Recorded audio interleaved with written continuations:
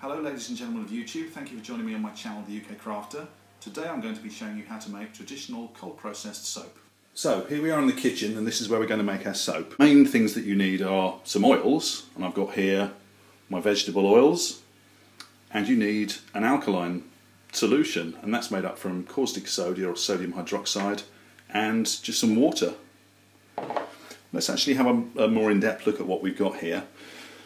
In this bowl here I've got some hard coconut oil. You can buy coconut oil in a liquid form, but you can also buy it hard like this. I prefer the hard stuff, it's just a personal choice. You can use the liquefied coconut oil, not a problem at all. And this stuff is I use coconut oil in every single soap recipe that I make. You can make soap purely from one oil. A lot of people make soap from olive oil.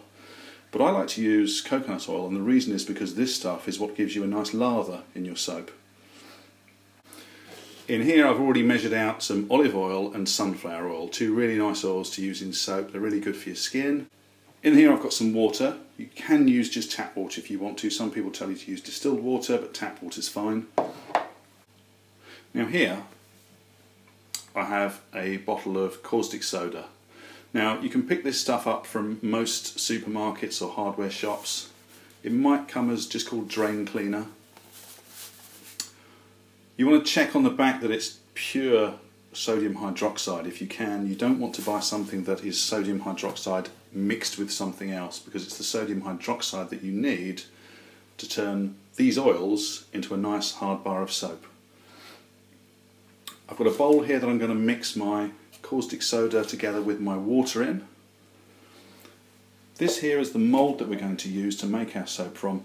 It's not very big, it's one of those sort of standard takeaway size boxes, but it will give us about 5 or 6 really nice sized pieces of soap.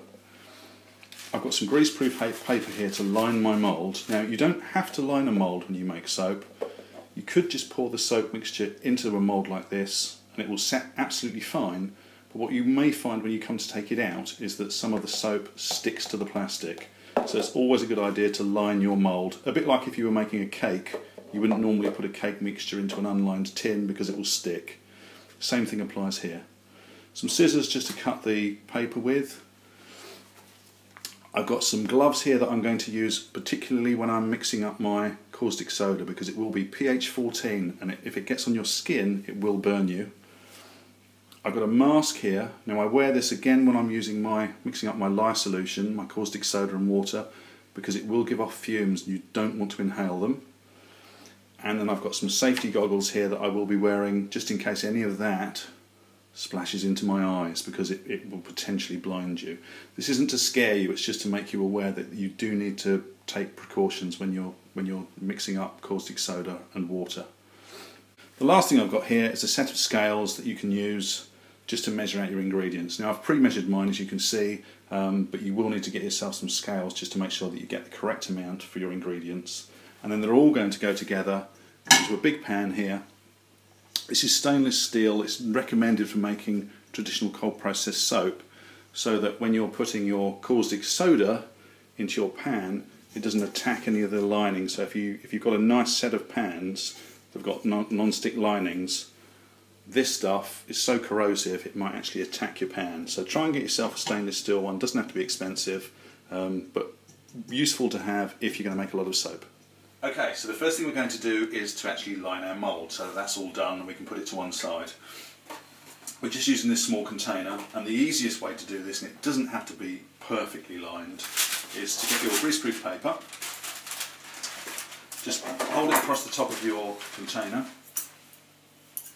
and then just very roughly cut a piece that's about the width of your container. Squeaky scissors. That's for one way.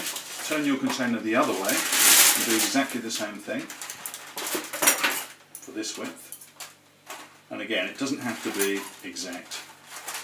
And in fact, for handmade soap, I actually think in a way it's better if it's not exact. Gives it more of a handmade feel.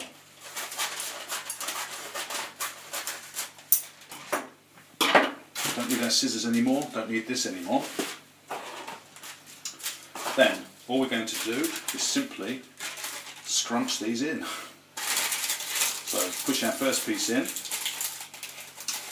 You just kind of want to make sure it's in as well as it can go, and it doesn't have to be perfect. Put our other piece in.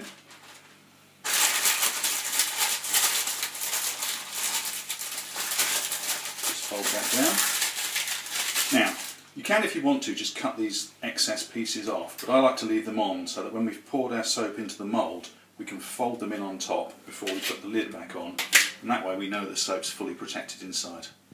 And that's it. The next thing we need to do is to get our oils heating up. Clearly this one's hard and we want this to melt, so what we're going to do is we're going to put our coconut oil into our pan and literally just throw it in. And we want to put this onto a heat. So I'll turn this on.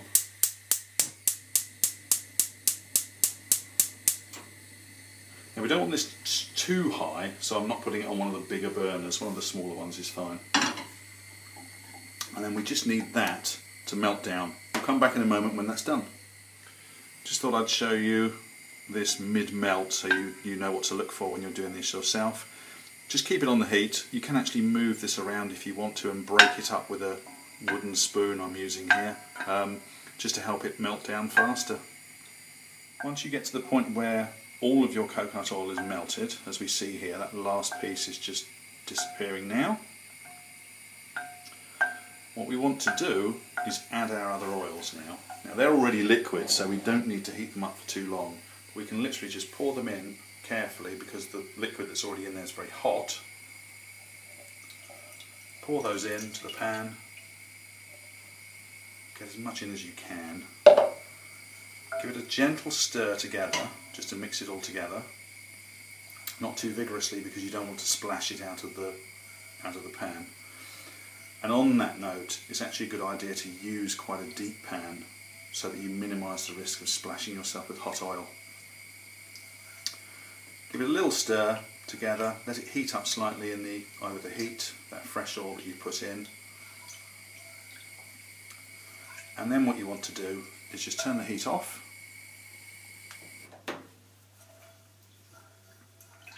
Give it another little stir. Take that spoon out. And just move that away from the heat source and put it somewhere safe where you won't knock it over on yourself or anyone else. Next thing we're going to do is mix up our sodium hydroxide. And for that we need to make sure we're wearing our gloves, our mask and our safety goggles. So, mixing our sodium hydroxide solution together, first thing we're going to do is we're going to take our container that we're going to mix our solution in. Now I'm using a Pyrex glass bowl here.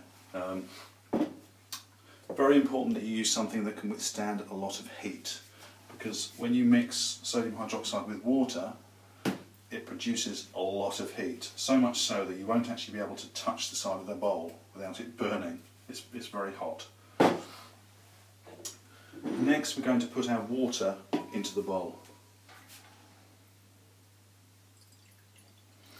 Pop that in, and again I'll put the amounts of this in the description below, so if you want to follow this exact recipe you can.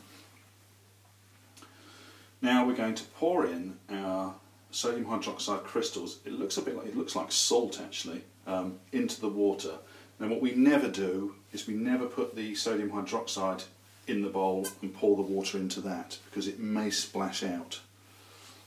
You definitely don't want this getting on your skin or any of your surfaces if you can help it. Now we also need something to stir this with. I'm just going to use a metal spoon. When I pour this in, you'll see I'm literally just going to pour this in, give it a stir. I'm then going to put something straight over the top of that bowl and then put it to one side. And the reason is because this gives off fumes and they can be toxic. It's normally recommended to do this in quite an aerated place. I'm doing this in an open kitchen, so there's lots of airflow here. Don't ever pour sodium hydroxide crystals into water and then lean over the bowl while you're stirring, because the fumes will overcome you. So be very careful, and that's another reason why I'm wearing a mask. So I'm going to pop my mask on.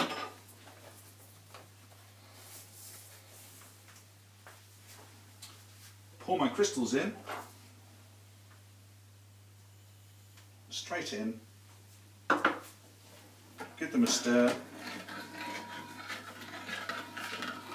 It goes a milky colour, as you can see. And you might already be able to see some steam coming off of that. Give it a bit of a stir, and then I'm going to put the cover straight over the top. These, then, I would suggest that you run them under cold running water. Start off quite sort of gently, just in case there's any of the crystals left and you don't want them to splash out. Let that run under some cold water, because you want to make sure you get rid of all the sodium hydroxide off of everything that you've used. Once you've mixed your lye solution, your sodium hydroxide and water together, and you've covered it, put it to one side somewhere safe where it can't be disturbed. Go and make yourself a cup of tea. See you in about 5 minutes. That's it for part 1. Join me in part 2 where we'll continue to make cold process soap. Links below, so I'll see you soon.